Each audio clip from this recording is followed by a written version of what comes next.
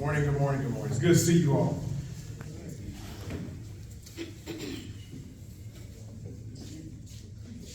God grant me the sensitivity to hear your voice and the courage to follow its instruction. God grant me the sensitivity to hear your voice and then to follow it, the courage that it takes to follow that instruction. I was given that prayer 20 years ago by my uncle, who's now deceased. And Uncle Eldridge took me, I was getting ready to embark upon my political career. He told me there were some things I needed to be concerned about, some things I needed to watch out for, some stuff I just needed to be aware of as I got into politics. He told me there was graft. I didn't know what graft was. He told me there was theft and corruption and a number of things that I just needed to be awake about. He said, you got to say this prayer. He said, if you say this prayer, after you finish saying it, God is going to yell at you. And you'll know it's God's voice. Grant me the sensitivity to hear your voice. He said, the second part of the prayer, I don't want to get you down about this, Burt, but the second part of the prayer is convicting and the courage to follow its instruction. He said, when you say the prayer, God will begin yelling at you in a very defined, definitive voice as you start walking in the Word and in His will. Eventually, God's voice will get quieter and fainter. You will have to learn to listen louder. He said, if you say the prayer and if you do what you're told to do, because obedience is the first sacrament, you'll find yourself in peculiar spaces and in peculiar company. But don't worry, where you might look right or left, there will just be you and God. He says this is the way it works for every human being who wants to be in touch. Whether you know it or not, this is just the way that it is. So I started saying the prayer. I say the prayer anytime I'm going to do anything important, particularly when I'm going to speak to people, when I approach young folks, when I have to do something public, or when I just need something more than what I know I'm equipped to put on the table. But what I didn't know was that the prayer was going to protect me 1,000,000 times. That's what I couldn't have fathomed. So I give that to you today as a gift on Saturday morning, March 1st. Almost at the spring equinox. Be encouraged. Spring is on the way. Let me thank Calvin.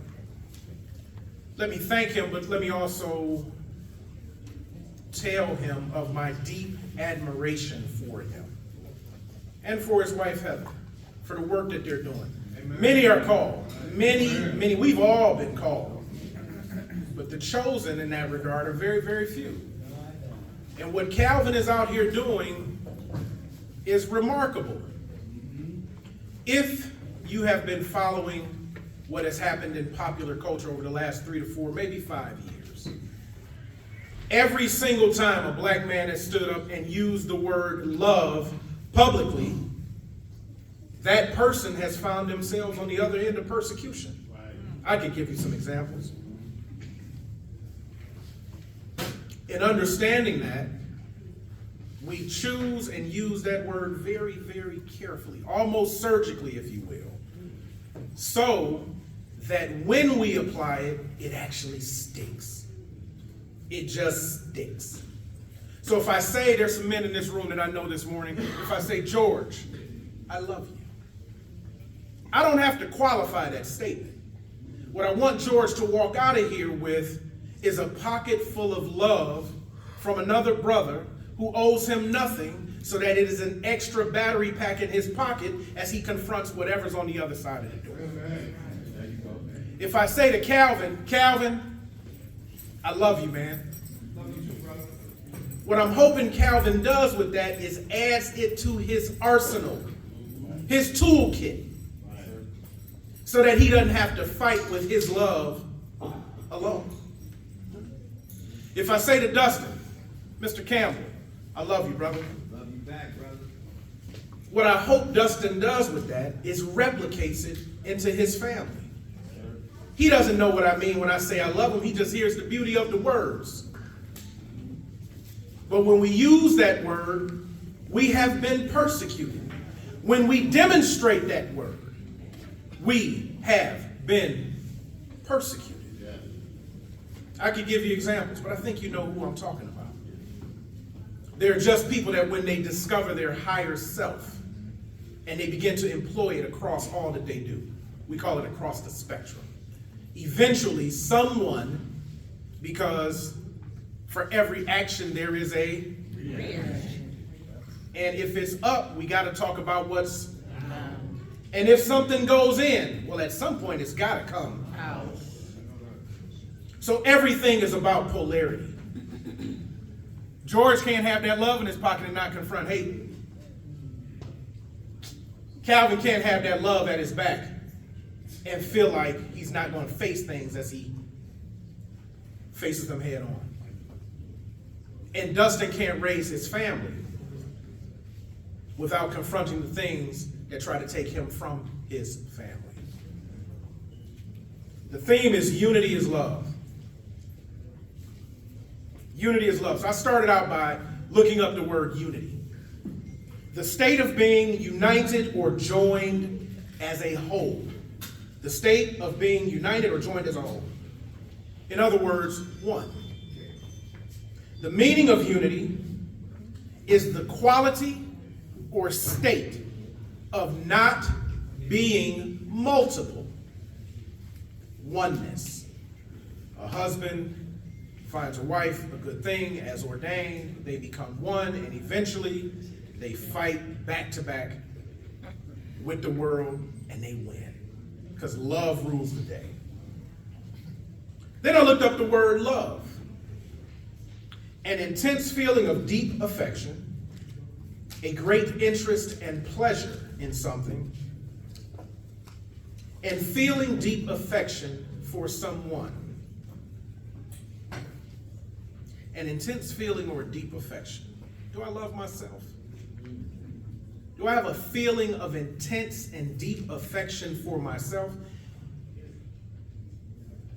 Have I been depressed when really all I needed was deep rest? I might have flew over a couple of times. You know, there are 33 vertebrae in every one of us, in every one of our spines. 33 vertebrae. It's also the year that we know that Jesus lost his life. Those 33 vertebrae are united or joined as a whole. And many people don't understand. Let me unpack this a little bit. If it is true that we are wrestling with spirits and demons and principalities and that kind of stuff, well, we better be acutely aware of what we are designed to do, what we also have in our pockets, and what we're capable of doing. Those 33 vertebrae comprise your spine, your medulla oblongata, your brain stem. Everybody's got one. That brain stem secretes a fluid. That fluid travels down those 33 vertebrae into your sacrum. The sacrum is at the back top of everyone's pelvis. Unity and love. That pelvis, particularly in women, houses a cervix. And that cervix is the top of a T. But then there's a man. Is anybody in here wearing an ankh right now? Monica is usually wearing an ankh. That ankh is emblematic of unified love that created every one of the people sitting here. Now somebody sitting here might have said, well, hold on, Burt. I wasn't necessarily created in that same space because I got a really ugly tale of how I got here. That's not what I'm talking about. None of us is in charge of what happened. That's a convenient story. We are only in charge of what's happening. Because today, the present, not yesterday, not tomorrow, the present is the only gift we really own. So as we think about that, that fluid that travels down the spine into your sacrum. And then if you utilize it, how it then travels back up. Let me tell you what that really is. That is the consciousness of Christ in each of us that then comes down through our system, informs us, allows us to utilize it as the tool that it is meant to be used as. And if we do it time and again, it recycles itself. It's the reason we got to stop eating bad food, drinking bad water, smelling bad air. All right, that's too big. Stop watching bad news. How about that? Stop paying attention to bad social media. How about that? How about no longer paying attention to the stuff of our community? When I was in high school, the stuff that doesn't make sense. When I was in high school, I had this teacher. His name was John Zabard. I was in 9th grade. I was at UD High. He was in front of the class and he was talking about mathematics. I think it was algebra. I just didn't get it. Didn't make sense to me. He looked in my eyes, and boy, am I thankful for teachers like this. This is why I wanted to be a teacher, because he reached me in a place that only a teacher who was paying attention could have. It's a white man. He looked at me, he said, "Johnson, you don't get it?" I just shook my head. I said, "Nope." He said, "Stay after class." I stayed after class, and this was this was stunning to me. He had this cup of coffee on his lectern. I walked up to the desk. I was in this all-boys school. Everybody left and went to their next class. Mr. Zabard went under the lectern and pulled out what they call a little man. You all know what a little man is. He uncapped the little man. He poured it in his coffee. He stirred it with his finger. He licked it.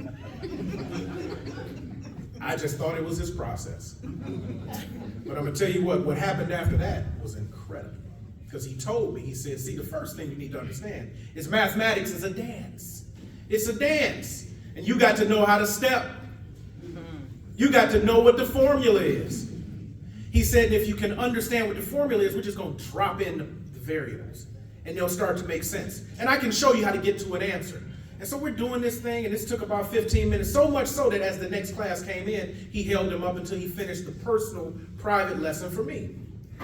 He said, if you dance properly and lead her properly, you will not step on her toes, and everybody will want to do what you're doing. And that sounded good to me. So I started dancing, and from that day forward, mathematics made sense to me. Thank God for John Zabard. If we use our powers properly, the whole system has to yield. So let me tell you where I'm going. He said, if you do the mathematics problem right, he said, I can take you to the end of it, the answer, and I can show you how to go back through to clarify, to make sure we got the right thing. Now, to me, that sounded like insurance and assurance, and it sounded like he was going to show me how to make an A on every test. And I was really with that, because at UD High, I wasn't truly prepared to apply myself. So, unity is love. But is love unity? I wanted to answer that question according to Mr. Zabard's precept. Is love unity? I'm 51 years old. I just turned 1 year old because I started over when I got to 50. I put the first 50 years behind me. The next 50 years are mine. I put the first 50 behind me. The next 50 are mine. And I intend to slow life down a little bit so I can enjoy it more. I intend to look at who's crossing my path. I intend to utilize those gifts and talents that I've been bestowed. I'm talking about you all, not me. To my best ability to make a better community. But in starting over, I realized that I'm just an infant. I got to learn how to trust my environment, trust the adults around me. I got to do all the things a baby has to do. I got to learn how to walk. I got to learn how to talk. But I can tell you, at being one right now, I'm having a lot of fun. In fact, and you stop me when I'm wrong, I'm talking about the lady of my life. I'm having the best year and a half of my entire life. I used to be able to dance. Like real good. Real good. I could do all that stuff. But you know, as you get a little bit older, you start losing a little bit of that because you start being an adult. You got to pay attention, so you got to pay bills. Every 30 days seems like it comes every 2 weeks. The kids present you with conundrums and riddles that you got to solve, and they're looking at you like you're the smartest thing ever built until you can't answer that question, and you got to do something like, well, just go sit down, and then I'll get with you. Ask me that question like I got every answer in the book. But you got to go get that answer because that curiosity, that beautiful curiosity is what keeps our community up. It's what kept Dr. King up. It's what kept Marcus Mosiah up. It's what kept Freddie Douglass up. It kept Harriet up. Sojourner was up. Ida was up. Kamala was up. We're up now. Some people like to call it being awake. Whatever you want to call it, we're aware of what's happening. Being able to dance was effortless, it was instinctual, but now there's I gotta work hard to dance. Because I gotta get my ego out the way. You know, when you're a kid, you didn't care what people thought, you didn't care what they said about you, you just did your thing. You gotta get your ego out of it, you gotta get back in practice, and you gotta establish that oneness with yourself where you're unafraid to put yourself forward. That unique relationship that any of us is going to have with God, and I invite you to get one if you ain't got one already. Amen. Amen. I'll say that again, that unique relationship that any of us can have with God. I invite you to get one if you don't have one. My father always told me, if you go somewhere once, so if you've ever loved, if you've ever been unified, if you go somewhere once, you ought to remember how you got there and how to get back. You shouldn't need a GPS. You shouldn't need that paper map. You shouldn't need somebody riding shotgun to tell you how to get back there. If you have ever loved, if you've ever been loved, if you've ever been in love, if you've ever wanted love, if you ever had love to give, then you know what love is. And if you've ever been unified with something or someone or with yourself, then you know what that feels like too.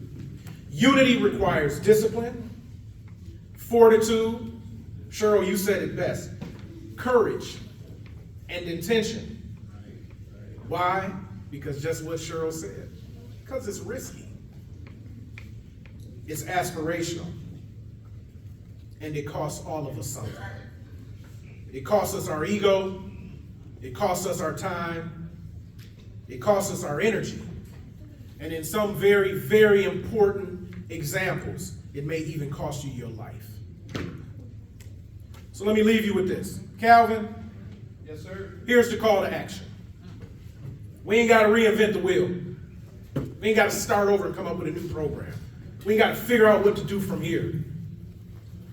We got to stay up. We have to lock arms with one another. And we have to do the thing that brought us here. So Calvin, not a rich man. Yes, I am. I'm going to give you some money at the end of this month. And what I'd love to do is raise a couple more dollars in this room. Because this is what I think is the intent of the prayer breakfast. Calvin's out here doing this work, and I've been very close to him in his planning and understanding. I also get to hear the gripes. I get to hear some of the rants. And he's right to be doing that because he hasn't been helped enough. See, what the establishment and what the systems hope happens, Calvin, is that you get tired by waiting. And they hope you go away. You know, your little dream to help all these black boys and girls and to restore the family and to give men the fortitude and the courage. God, grant me the sensitivity to hear your voice and the courage to follow his instruction. Young man, go home, be a father to your kids. Young man, go home, be a father and a husband to that woman who gave you the kids. Young man, you've been given these kids as a great gift to open up to the world and turn this world out. Go home and raise them kids. Calvin's been doing this work. So I'm going to give Calvin $1,000 at the end of the month.